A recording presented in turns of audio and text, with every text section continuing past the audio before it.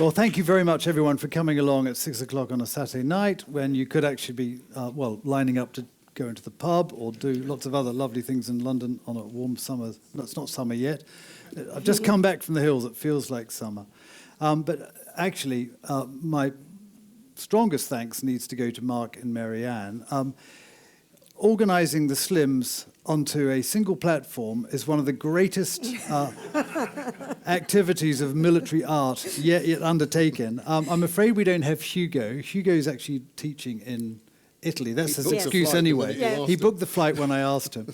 But actually, you don't realise how privileged you all are to be sitting on this platform tonight, hearing from Mark and Marianne about the Slim family, because they all laugh about it being a difficult job getting the family together. But I'm very grateful to both of them for coming along, and we'll just be having a natter amongst ourselves about the family, the memories of their parents, John and Buffy, and also of Field Marshal Slim. And I hope you'll find it interesting, fascinating, and there'll be an opportunity to ask questions at the end. So this is really an opportunity to direct our gaze into the Slim family. And we'll start by that title, Viscount Slim and the Honourable Marianne. When, if I ask you first, at what time in your life did you realise that there was something really substantive behind those titles and you had a famous grandfather? Well, I think for me, I was very lucky because my grandparents were living in Norman Tower at Windsor Castle, and my parents happened to be staying with him in between postings for my father when I was born. So I was actually born at Windsor Castle with my grandparents and my parents. And obviously I have absolutely no memory of that. But it was very much reinforced in my brain by others. And so I sort of always knew, and my earliest childhood memories of being at Windsor and being in my grandfather's study at Windsor Castle, which was this incredible place, and just being around our grandparents. So you sort of knew it. But as I said, I was only 6 when he died. But I think as I was going through my childhood, unlike my brothers, I went to day school. So a lot of my father's weekends he spent going to visit various Burma Star branches and being with veterans and, spending time with them. And I was taken along. And latterly, as I sort of got older, I would just move around the groupings and parties, and I would never say my surname. I'd always just say, hello, I'm Marianne, and I'd start talking to these incredible veterans. I mean, phenomenal veterans. You know, we owe them all so much. And invariably, someone would come along and say, do you know who this is? And I'd be go, oh, no. And they'd say, this is Uncle Bill's granddaughter. And as soon as they said that, it was quite phenomenal looking at these majority men's faces. And they just changed. They would turn into, very sort of moist eyes, full of love, devotion, admiration, and loyalty for this man, Uncle Bill, that meant the world to them. So that gave me a real sense. And then I remember one day when I was a teenager going to the tube station, buying my ticket to go to get the tube to school, and having to pay with a cheque, probably in those days, or a card. And the guy behind the counter, who ordinarily we would never have connected or acknowledged each other, suddenly looked at my payment method. And then he just looked at me and said, Slim, you related to the General? And I go, yes, he's my grandfather. And again, this face would transform into this deeply welcoming, wonderful face that would start reminiscing and telling you things. And then I think the third, the one that had probably real impact, I mean, it all had impact on me, was I went to a lunch party in my 20s. We went to this lunch party with great friends. And one of the other couples, the wife, had brought her mother. And so we were all being introduced and everything, and I was introduced to the mother, and the inevitable question came, are you related to, Bill Slim? And I went, yes, he's my grandfather. And her face changed, but it changed in a very different way. And she just looked at me, and then she did not speak the rest of the lunch. And I knew it was something, nothing to do with me, but something to do with the name. And I had no idea what it was. And so we all had lunch. It was all lovely. I went home, and then I got a phone call that evening from the friends whose lunch party it was, and they said, Marianne, we don't know if you noticed, but when you were introduced, I said, oh, yeah, no, I noticed. I did notice, but I don't know what it was, so I didn't, approach it. And this woman, who was, she would have been sort of my mother's age or a bit older, she, as a little girl with her mother, had been in a prisoner of war camp, and our grandfather had been the person that had gone into the prisoner of war camp and told them they were all now free. So just by hearing the name and seeing that, it all just brought it all flooding back. And that really gave me a sense of, okay, I've met all the amazing veterans who did this phenomenal war and this incredible campaign. But then I met someone from a prisoner of war camp who'd been a child in it, and to see her reaction just to the name. So those are three main events. That's quite an extraordinary story. I thought for a moment you were going to say it was General Lisa's daughter. That's what I was thinking. But I mean, it is quite remarkable, isn't it, to get a sense of the affection that the men of the 14th Army after the war had for Bill Slim. And you can see this, you can just Google the first Burma Star Association meeting in, was it 1948, at the Royal Albert Hall. It's really extraordinary. And these men stood there, thousands of them, 5,000 men crammed into the Royal Albert Hall, just cheering this man who'd brought them victory. It's really quite visceral. And when I was setting out on my PhD yonks ago, soldiers don't adulate their generals. And I sat there thinking about this, thinking there's something really quite remarkable about this man that I haven't yet picked up on. Yes, he won a great victory, but his men, through adversity and defeat and then into victory, regarded him in an unusual way. I was talking about this with someone. He said, well, could you have called Bernard Montgomery Uncle Bernard? And I think that captures it, because you couldn't. You could definitely call Bill Uncle Bill. So that's quite an extraordinary set of experiences. Mark, what about your early experiences of your grandfather? My first experiences of really understanding something special about his life was when I went to the prep school below Windsor Castle as an 8-year-old boy, and he was the governor of the castle up above, and people made a fuss about him and my grandmother a lot, and I got quite often sent up to the castle when I'd rather be doing something else.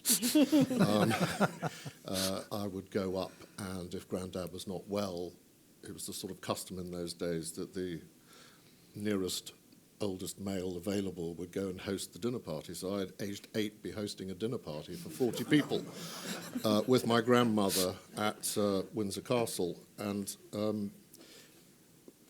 avocado pears had just come along.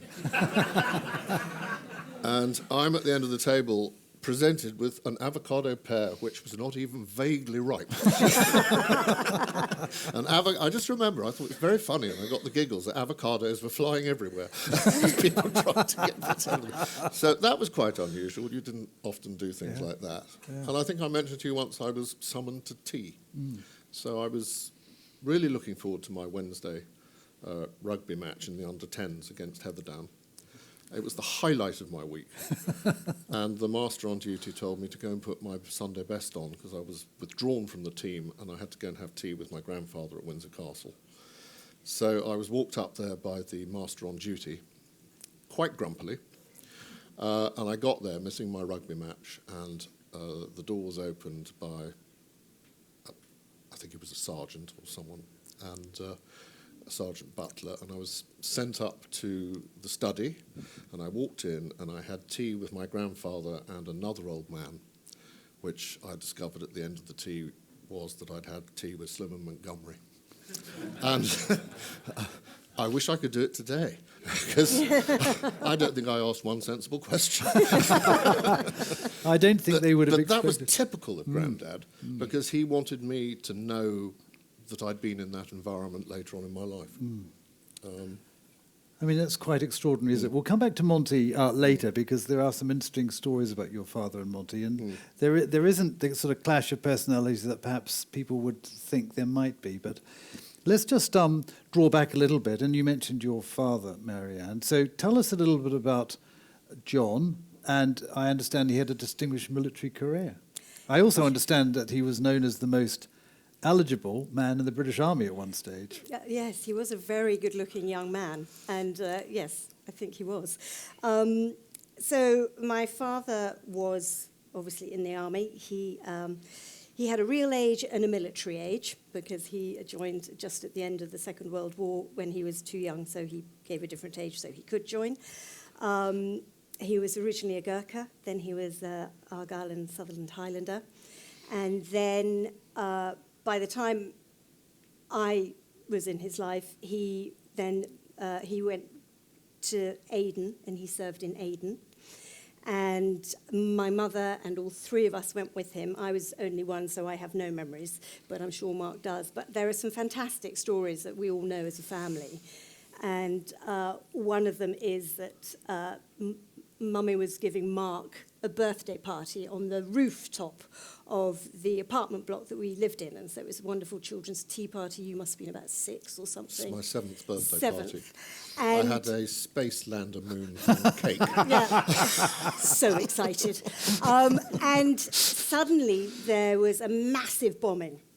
And so all this big bombing and all this, and Mark got terribly excited because he thought his parents had organised fireworks for him. So it was just a brilliant... We actually had to abandon the party on the roof. Although the bombing was a mile away, they came in with helicopters and dropped tear gas on the riot that was going on there, and it just blew straight into the party. So we had to go back into the flat. Not planned by Mother. No. So that was sort of one, and then when my sort of conscience comes into being, my father had become the commander of the SAS, and we were living up in Hereford.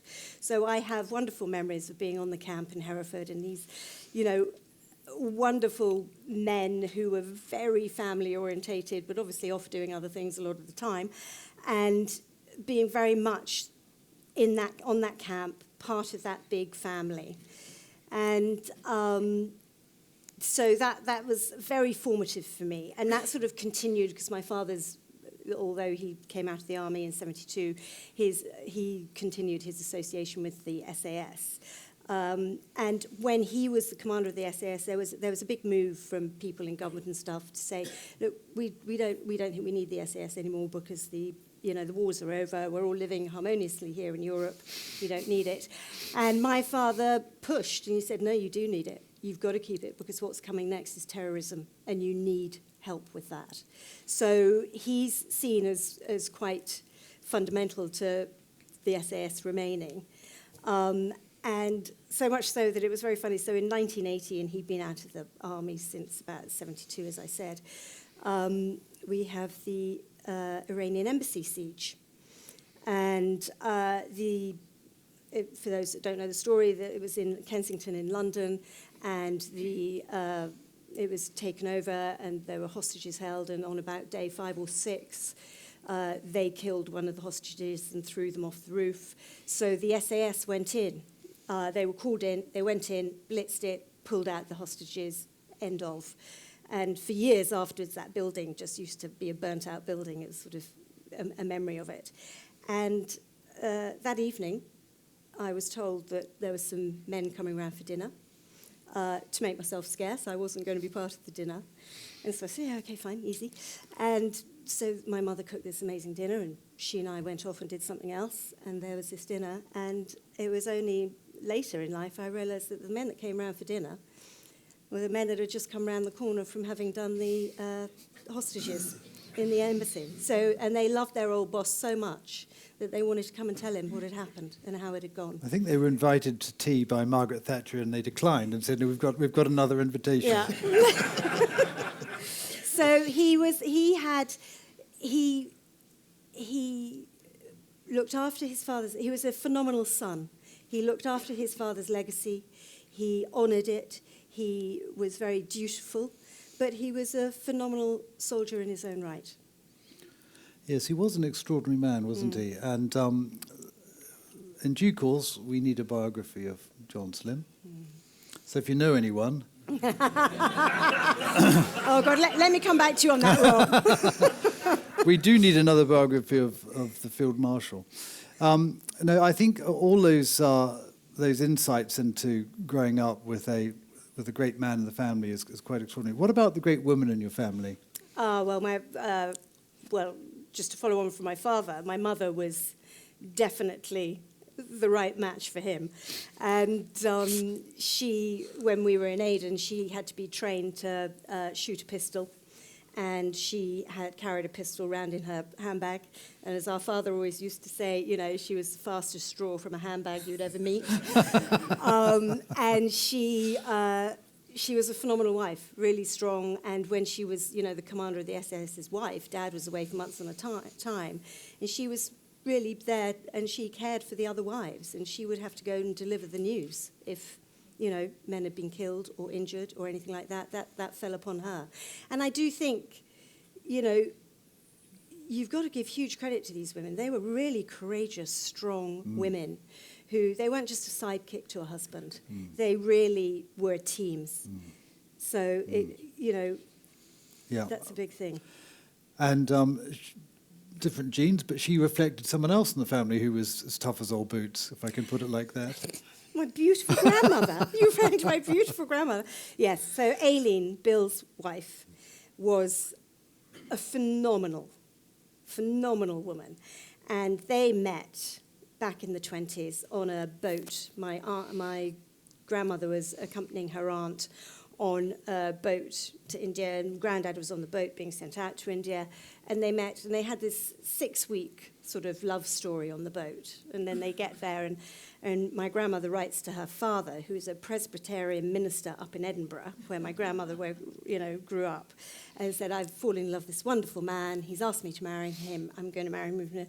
And my great-grandfather, wrote back and said, are you sure? He's just a mere captain in the army. You know, are you sure you want to do this? And he was so concerned that he came down from Edinburgh to go and meet Grandad's mother and just sort of check out the family and see if this was going to be okay. But I think what was so extraordinary about Bill and Aileen was we know them as they ended up. We didn't know them how they began.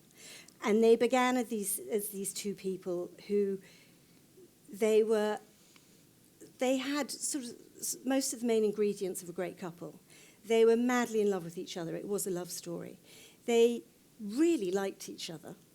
They hugely respected each other, and they really supported each other. So my grandmother could fulfill certain parts that my grandfather couldn't and needed. And so they each enabled each other to become the people they became. And she, as a grandmother, she was fantastic. She was loved all her grandchildren, was great fun. Whatever age you were, she was that age with you. You never felt that there was this sort of older woman. She was with you wherever you were in life. And back in, when she died, she very kindly left me her writing case. And one of her most treasured things in her writing case, which is now one of my most treasured things, is a dance card from a dance she went to in Bombay in 1925. And every single dance is filled out with Bill Slim, Bill Slim, Bill Slim. And it's phenomenal to think that this dance card that I've got is going to be 100 years old next year, which I think is quite incredible.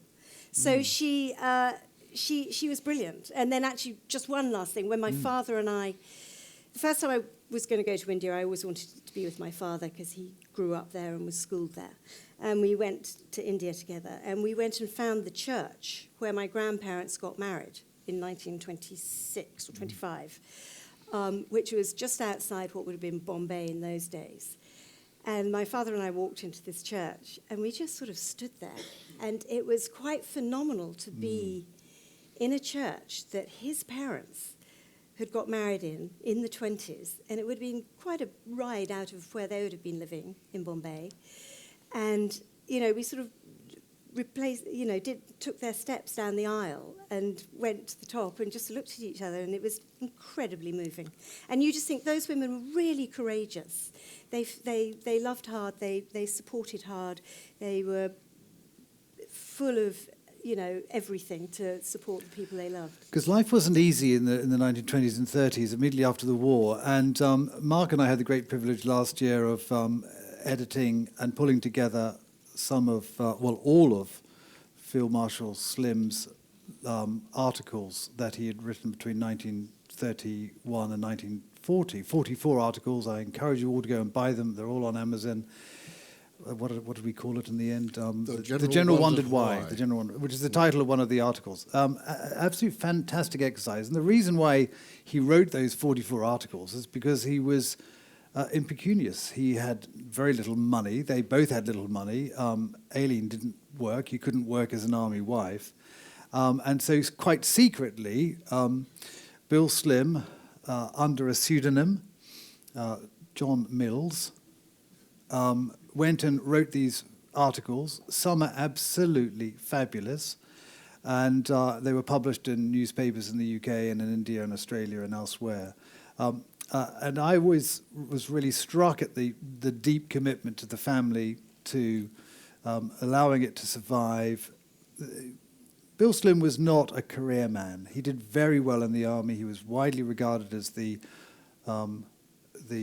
man who was at the top of his rank all the way through. But actually by 1939, by the time war turned up, he wasn't even, he'd just finished a job as a lieutenant colonel commanding the 2nd, 7th Gurkhas in Shillong, which is really quite extraordinary because, he was nearly 40. He was going to leave the army very shortly, were it not for the Second World War. He wasn't a man who made the army, who was desperate for only his career and his self-advancement. The most important thing for Bill Slim was his family, and I think that comes out time and time and time again as we look at him. And of course, the family was two of them, Aileen as well, and that's why I described her as tough little boots. In the 1930s in India, you had to fight very hard.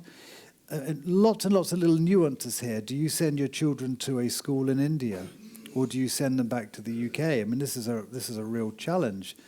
And the children were sent back to the UK, but at great personal sacrifice. And we have, I think, a jaundiced view of those years. We are told in the press and by some of my colleagues in academia that the empire was oppressive and so on. And it entirely ignores the reality that the empire was made up of, in India's case, Indians and Britons all making it work. And your grandparents were people who made it all work. I've just got a question that I asked Mark a few weeks ago when we were storming through the Naga Hills on that crazy walk. It was a crazy walk. About Monty, because historians naturally look at generals and they say, well, there's got to be one general who's better than anybody else. And I always say that, in my view, Slim was the greatest general of the Second World War. In fact, I would suggest that he's one of Britain's greatest generals, and I'm going to talk about that tomorrow. So make sure you do turn up to that. But actually, and I have a view that if we put Slim into Northwest Europe, he would have done absolutely brilliantly, because the operational manoeuvre he described would have worked very well in Northwest Europe. Of course, we didn't have Slim in Northwest Europe. We had Monty. So Slim and Monty, were they enemies? No, not at all. I don't think there was any personal animosity between them in the least. I think they got on well. Grandad was very good at getting on with people. I mean, he even got on with Vinegar Joe very well. He didn't fall out with his allies, which Monty sometimes did. But no, I don't think Grandad was the kind of man that had rivalry.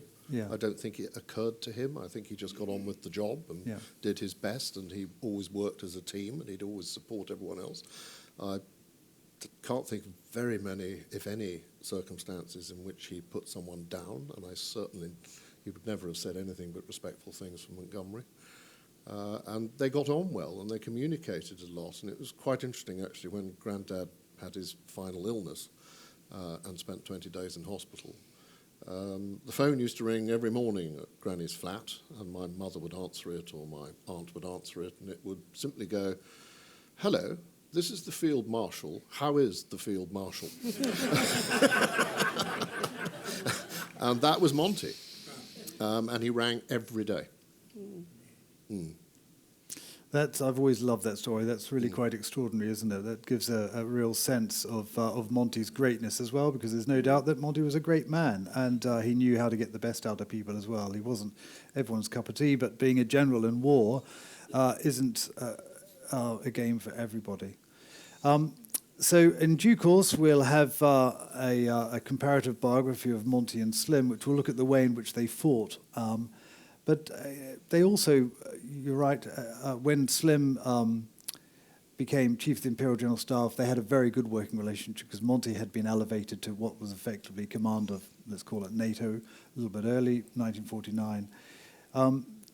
There is one interesting thing that I've never really understood, and I've looked at Attlee's files. Attlee was the Prime Minister, of course, after 1945 through to 1950. He was re-elected on a very small margin in 1950. But in 1948, he had decided somehow, and I've no idea, no one's got any idea who put this idea in Attlee's mind as a Prime Minister, that the new Chief of the Imperial General Staff needed to be Slim.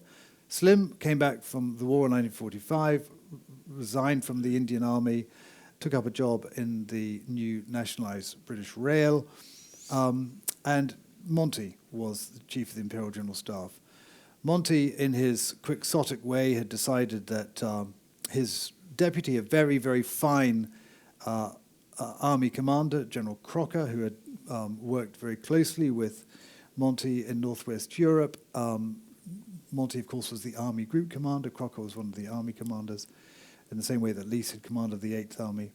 Monty had decided that General Crocker would be the Chief of the Imperial General Staff, and he would have done a great job. But Attlee knew that this was a political appointment. Monty came along to Attlee and said, "Prime Minister, you'll understand that I'm being moved on to Northwest Europe soon, and a replacement needs to be appointed for my job. I've decided that General Crocker will take my place." And Attlee said something along the lines of, "Well, I've decided otherwise." And Monty said, "Well, what do you mean?" And Attlee said, "I want Slim to be Chief of the Imperial General Staff." There was no comment about Slim being a sepoy general. That's attributed to Monty, but it's not true. It was actually Napoleon talking about Wellington. But we would like Monty to have said that about Slim, but it's just not true. And then poor old Monty has looked a bit crestfallen and said, "Well, I've already told Crocker." And Attlee said, "Untell him." But I think that talks a little bit about Monty as well. And not in a negative way, Monty was getting things done. And I think in a very profound way, Slim also got things done. And there's the story of the dramatic success in 1944 that you heard a little bit about earlier, was the relationship that Slim had with Mountbatten. Now, what people forget when they look at Slim is that actually Slim had another boss for a long period of time. It was General Gifford, and then it was General Oliver Leese. And the whole success in war is about the relationships that you develop up and down and sideways. And Slim, by early 1944, particularly through the great battles of Imphal and Kohima, had created a remarkable relationship with Mountbatten. So much so that Mountbatten could not work without Slim. There's in June 1944, just as a little aside, there's a letter that Slim wrote to Mountbatten saying, "If you allow me with my current resources to continue across the Chinwan to chase Mutaguchi's tail, I can occupy Upper Burma, as it was then called, with no more resources than I currently have." And that letter was sent to Mountbatten. Mountbatten then retyped it and sent it with his signature to Allenbrook, who's the Chief of the Imperial General Staff. It's exactly word for word. It's really quite extraordinary. So Mountbatten was very reliant on this thinking general. And permission was eventually granted, and Slim went into Burma with no further orders or permissions required. He was simply chasing Mutaguchi's tail, and we know what the end of the story is. That's something, for me, a really, really powerful example of the ability of Slim to create powerful relationships. It didn't end. It didn't always end well. The relationship with Leese wasn't particularly. It was a bit wobbly, but I think the story about Leese, if you haven't read anything about this, do go and pick up my book, Slim Master of War. That's another little plug.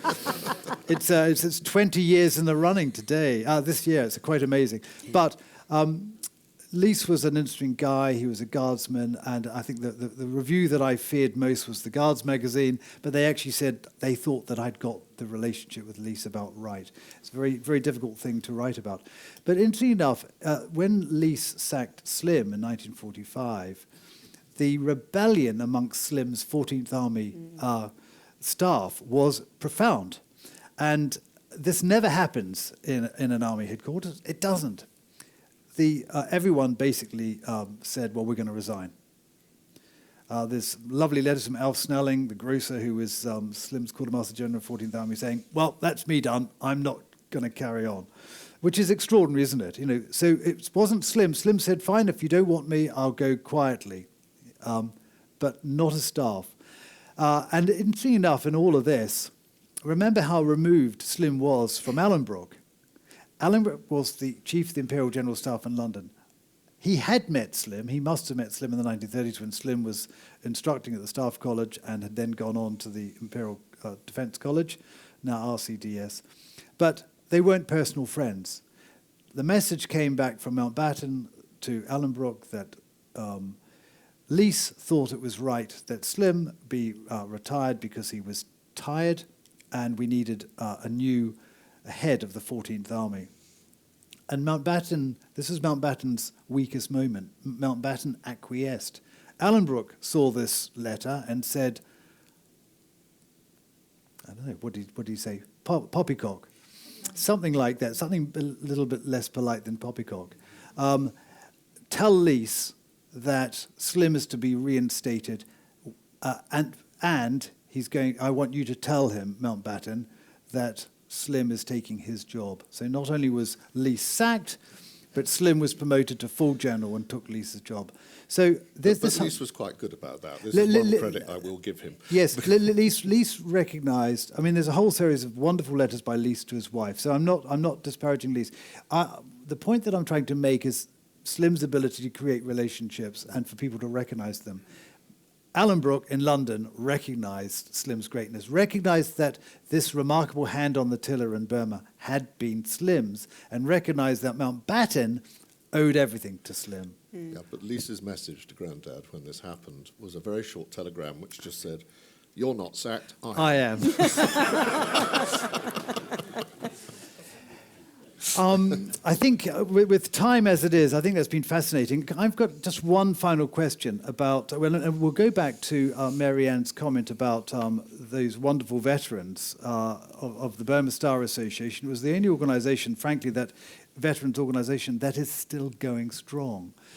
Can you tell us something, Mark, about the Burma Star Association and now the Burma Star Memorial Trust and what it's doing? I can, certainly. There were 53,000 members of the Burma Star in 1952 when it started, which was probably about half the British veterans. They fell into two categories.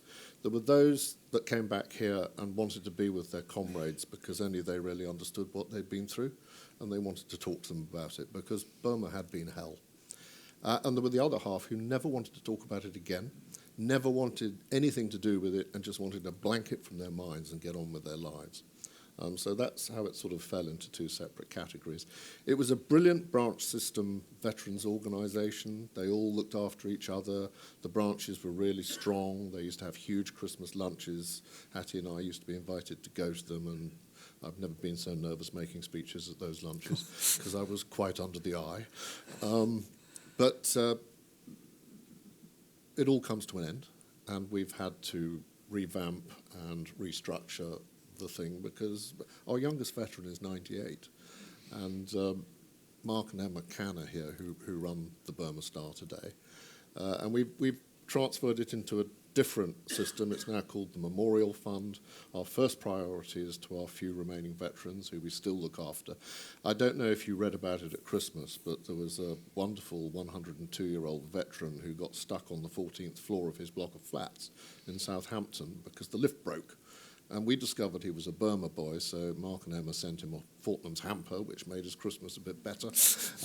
And one of, I don't know if Jeremy's here, one of our, hello Jeremy, one of our our trustees went round to spend a day with him and interview him and add him to the wonderful book that Jeremy's put together, where he's interviewed in the last 3 years some of the remaining veterans just to get the final story, which was all marvellous. So we look after veterans, we look after our memorial, so we go do our stuff at the National Arboretum, we look after some of the lovely memorials around the country. I haven't talked to my trustees or Mark yet, but when I was standing with you at that small battlefield in, where was I, Nagaland? Disarmy.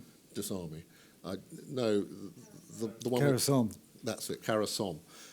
There's a fabulous place there, and we're putting wreaths in a bush because there's no monument. So I think we need to. Oh yes. We need to put a monument there. Although it might be quite tricky doing the bureaucracy because it's getting harder and harder. So we do that sort of thing. And the other thing we've started, well, I used to go around and talk to the veterans in the branches, and they used to say to me, look, we were a forgotten army once, and we don't want to be forgotten again. We want the Burma Star name to keep going. So you, young man, are responsible for keeping the name going. So we started a scholarship program. And I think we're on our 7th or 8th scholarship now. I can't remember the exact number. And it has to be something relevant to Burma. So it has to be something like engineering, or it has to be something like world health. I mean, malaria and all that sort of stuff was so key to the Burma campaign. And it is open to anybody that lives in one of the countries that made up 14th Army. Now, we don't have a lot of money, and I'm not asking for money. But we're trying to keep it going. We're trying to make things happen. I don't know how long we'll be able to keep it going for, but it is still going strong. And it was quite interesting that the Burma boys wanted always to have their own thing. We did it all for ourselves in Burma. Nobody helped us. And we don't want to join any other organisation. When we get back to the UK, we're going to have the Burma Star, and that's it. So we keep going. Well, I've got a suggestion for a scholar. Road maintenance in Nagaland. What roads? my point exactly. Thank you both very much. I'm sure there will be questions out there in the audience, and we've got a few minutes left for the microphone to go round, and if you're happy for questions to be asked. Could you just say your name as well? It's Ryan Diamond. Talking about the Second World War, but obviously he was a First World War veteran, and I always wonder whether Gallipoli was the connection with the Prime Minister. They appointed him, but I wondered whether he ever spoke about that, or his experience, or the effect that it had on him later in life and throughout the remainder of his career. Well, it nearly killed him. He got... My father at a Sunday lunch once produced a piece of paper which was written by my grandfather, who was I think he was a lieutenant, he might have been an acting captain. All the other officers in his attack had been killed, and he'd had to take charge, and it said, situation hopeless, permission to withdraw, and underneath it just said refused. And about half an hour after he received that letter, he got a bullet through both his lungs and out through his shoulder. And it very nearly killed him. He couldn't breathe on the ship back to England, so he had to sit on the deck all the way. And it nearly ended his army career, but he was determined to carry on in the army. So I know about that, but I never discussed Gallipoli with him. I was 10 when he died. But I just joined the Gallipoli Association, and I'm beginning to learn quite a lot about that. And I'm very much looking forward to going there one day and actually standing, so that someone will actually take me to where he was shot. Oh yes, I've got someone who can help you do that. We can get that organised. Well, Hannah and I had a fantastic trip to Gallipoli. We're both members of the association as well, but yeah. And remember, of course, that Slim was very nearly killed again in Mesopotamia in 1917, and quite extraordinarily survived that, and then, of course, received 4 half-inch bullets in his back in 1940 at Gallipot. So, I mean, we were very, very lucky to have Slim survive His latter years, he was in great pain. Yeah. He wore a back brace. He was in a lot of pain. Those wounds came back to haunt him. Yeah. Any other questions? Yes.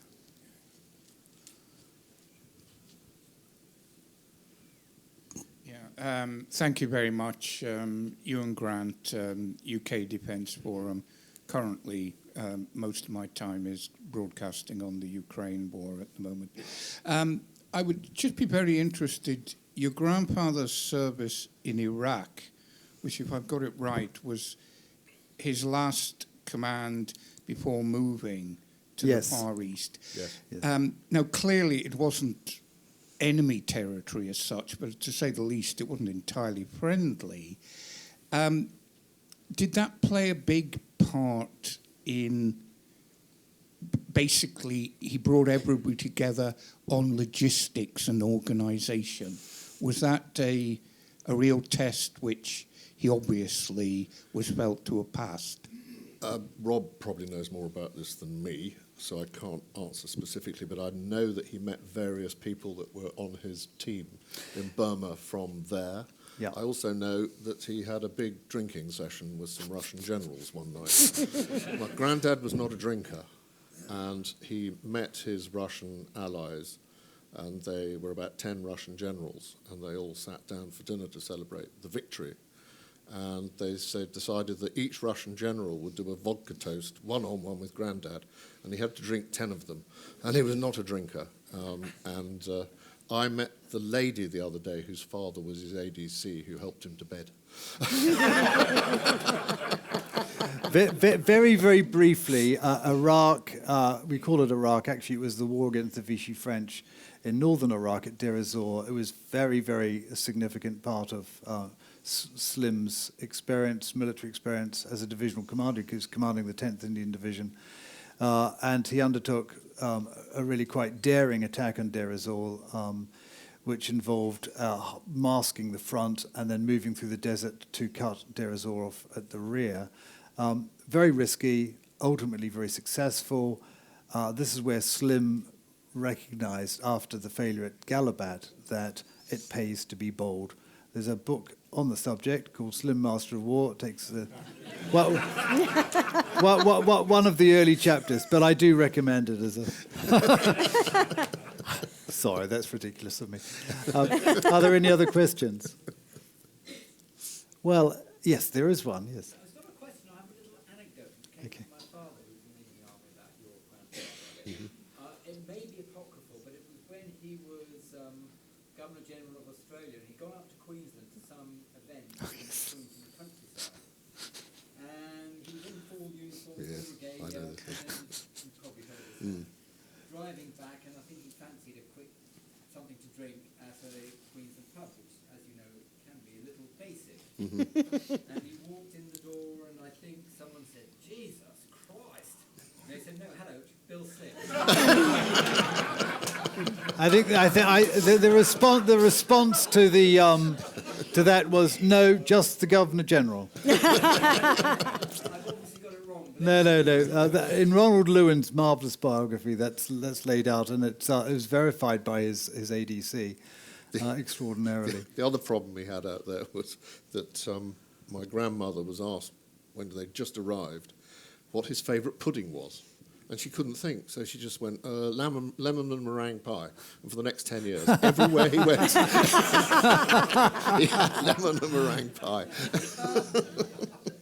Well, thank you very much indeed, Mark, Marianne, for coming. And it's been really illuminating. And thank you very much indeed for coming and being our audience tonight. This is a unique event. I'm not sure it's going to be repeated, but I know it's been very special for all of us. So thank you very much, both of you.